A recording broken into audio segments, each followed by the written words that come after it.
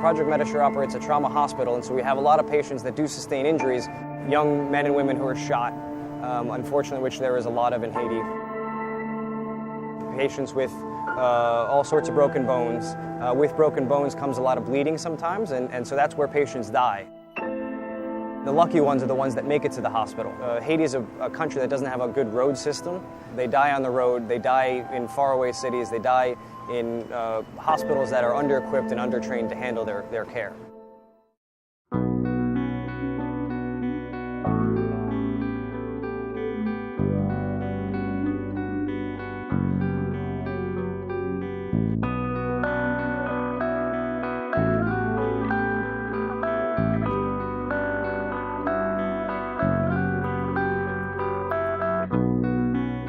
We had a nurse that had formerly worked with us. She had an uncle. He was about 2.5 hours away from Port-au-Prince. He was very sick at a hospital there. He had been in a car accident. They said that he needed a neurosurgeon. Can I go and get him and bring him to us? I told her I can't. I have nothing to go send to you. I don't have the skilled personnel to go pick up that patient and bring them here.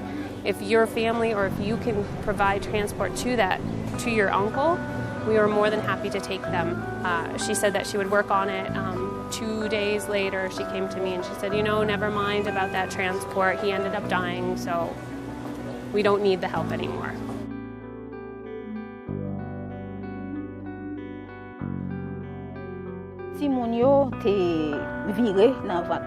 And then the kids, they were turning upside down and all this way in her belly.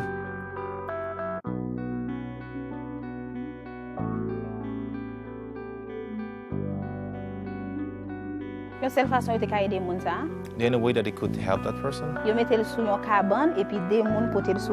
is just put that person in a bed, and then 2 people would carry that person on the head. Once she arrived, she died, and the twins, they died also. We're talking about young patients who have minor injuries that they die of in Haiti because there isn't proper medical care, and because there isn't at the distant hospitals, and because there isn't an air ambulance to get them to designated trauma centers.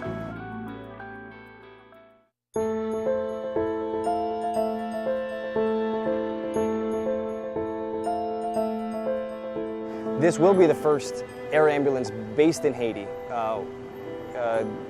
set up landing in Haiti, mechanics, all the staff operating in Haiti, training Haitians.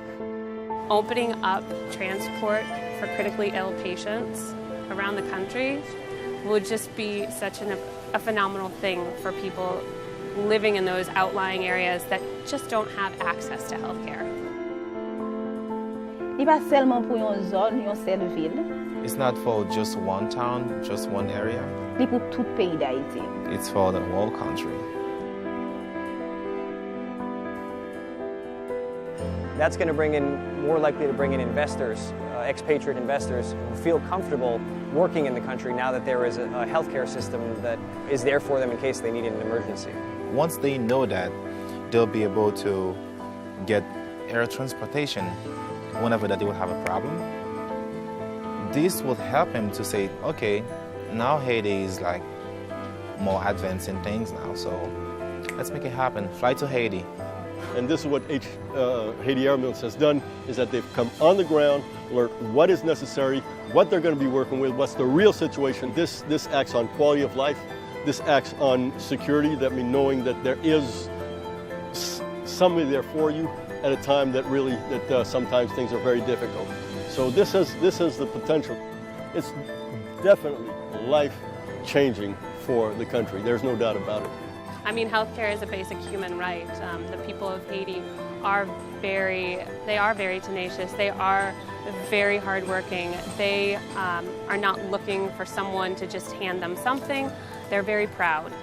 So if you give them the opportunity to receive that healthcare, to get better, to heal, they're going to turn around and they're going to prove their worth to you. Just knowing that, this is something which is coming gives us a lot of hope. And we know that hope makes people live better.